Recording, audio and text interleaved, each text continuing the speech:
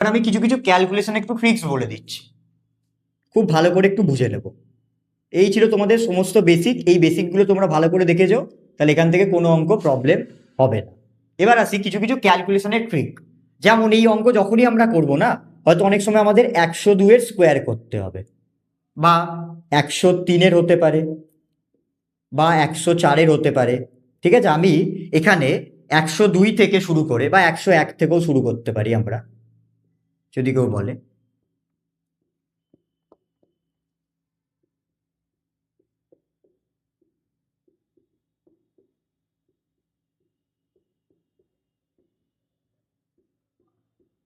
এই স্কোয়ারগুলো আগে আমরা দেখিয়ে দিচ্ছি, হ্যাঁ, যে যদি তোমাদের অঙ্কে কোনো সময় ক্যালকুলেশন এরকম কিছু বেরোয়, তোমরা স্কোয়ারগুলো করবে কি করে, খুব তাড়াতাড়ি হয়ে যাবে।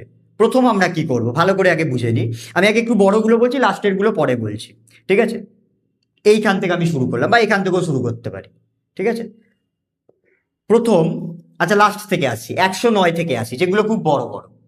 প্রথম আমরা করব, যখনই দেখবো এরকম কোনো সংখ্যা আছে 101 থেকে শুরু করে 109 মধ্যে যদি থাকে, তার স্কোয়ার তোমরা খুব বেশি হলে 20 থেকে 30 সেকেন্ডে করে দিতে পারো। কি করে?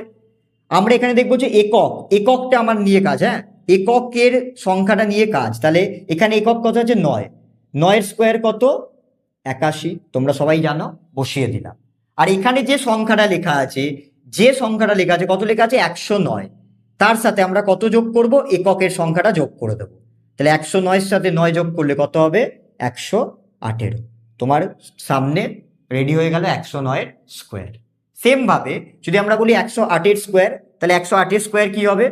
8-এর স্কোয়ার হচ্ছে 64। এখানে কি সংখ্যাটা লেখা আছে? 108। তার সাথে কোনটা যোগ করব? এককটা, মানে 8। তাহলে যোগ করলে কত হবে? 116। সেম ভাবে এটাও করব। 7-এর স্কোয়ার কত? 49। আর 107-এর সাথে কত যোগ করব? 7। কত হয়ে যাবে? 114। 106-এর স্কোয়ার কি হবে তাহলে? 6-এর স্কোয়ার 36। আর 106-এর সাথে কত যোগ করব? 6। কত হয়ে যাবে? 112। ওকে, চলে আসি এদিকে। 5-এর স্কোয়ার কত হবে? 25। আর 105-এর সাথে কত যোগ করব? 5। কত হয়ে যাবে? 110। 4-এর স্কোয়ার কত? 16। 104-এর সাথে কত যোগ করব? 4।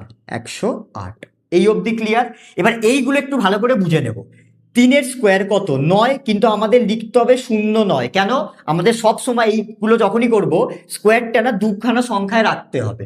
তাই জন্য এইটা একটু মনে রাখবো, 3-এর স্কোয়ার যেহেতু একটা সংখ্যা, তার আগে কি নিয়ে নেবো? একটা 0 নিয়ে নেবো। বাদ বাকি প্রসেস সেম। 103-এর সাথে কত যোগ করব? 3। কত হয়ে যাবে? 106। এখানে 102-এর স্কোয়ার, আবার বলছি 2-এর স্কোয়ার 4 লিখতে পারবো না, তার আগে একটা 0 নিয়ে নেব। এখানে যে সংখ্যাটা আছে 102-এর সাথে কত যোগ করব? 2। কত হয়ে যাবে? 104। আর লাস্ট হচ্ছে 101। 1-এর স্কোয়ার কত? 1। 1 লিখতে পারবো না একটা সংখ্যা, তাহলে একটা 0 নিয়ে নিলাম। 101-এর সাথে 1 যোগ করে দিলাম। কত হয়ে গেল?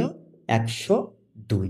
এটা হচ্ছে তোমাদের স্কোয়ার। কেউ যদি এইভাবে মনে রাখতে পারে, তাহলে এই অঙ্কে ক্যালকুলেশনে তোমরা কখনো প্রবলেমেই পড়বে না। ঠিক আছে, আমি আরো দুটো জিনিস একটু দেখিয়ে দিই, সেই চ্যাপ্টারে কি কি মনে রাখতে হবে।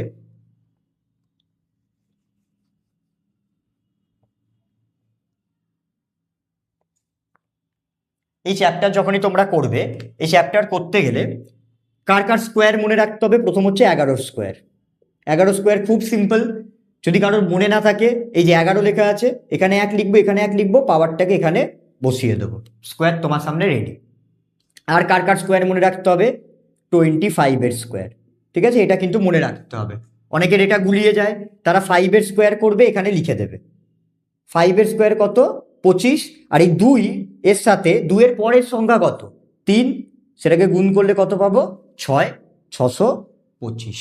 এটা হচ্ছে যে কোনো সংখ্যার শেষে যদি 5 থাকে, তার স্কোয়ার করার টেকনিক হচ্ছে এটা। যেমন যদি আমি বলি 35-এর স্কোয়ার, তাহলে 5-এর স্কোয়ার করে এখানে লিখে দিলাম 25।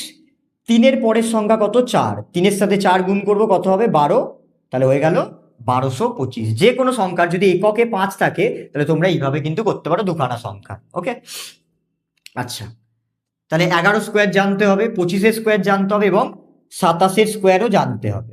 ঠিক আছে, অনেকে 27-এর স্কোয়ার যদি 27 গুণ 27 না করতে চায়, কেউ যদি বলে আমি এটা করবো না, তাহলে সে এটাকে ভাঙবে কি করে? সিম্পল ভাঙা যায়। 27-কে ভেঙে 9 × 3 লেখা যায়। এবার 87 মানে আরো একটা 9 × 3 আমি লিখলাম, তাহলে 9 কত হবে 81, 3 কত হবে 9। তাহলে এটা গুণ করা বেশি সোজা, 9 8 9 72, স্কোয়ারটা বেরিয়ে গেল কত 729। যদি কেউ গুণও করতে চায় একটু স্মার্টলি কিন্তু গুণটা করো, তাহলে পরীক্ষায় তোমাদের সময় লাগবে এবং ঠিক হবে উত্তর। ওকে, এবার এখানে আর দুটো জিনিস একটু জেনে নেবে, সেটা হচ্ছে 11 কিউব খুব কাজে লাগবে। 11 কিউবেও 11 স্কোয়ারের মতনই ফর্মুলা।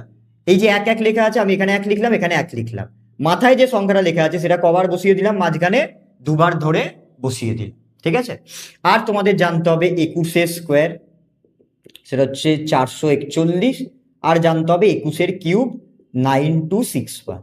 এই কটা যদি একটু ভালো করে তোমরা মনে রাখতে পারো, তোমরা যে কোনো ভাবে মনে রাখতে পারো, মুখস্থ করতে পারো। আমি তো বলি মুখস্থ করে কোনো লাভ হবে না, এত বড় বড় গুণ পরীক্ষায় করলে কি হবে, সময় চলে যাবে।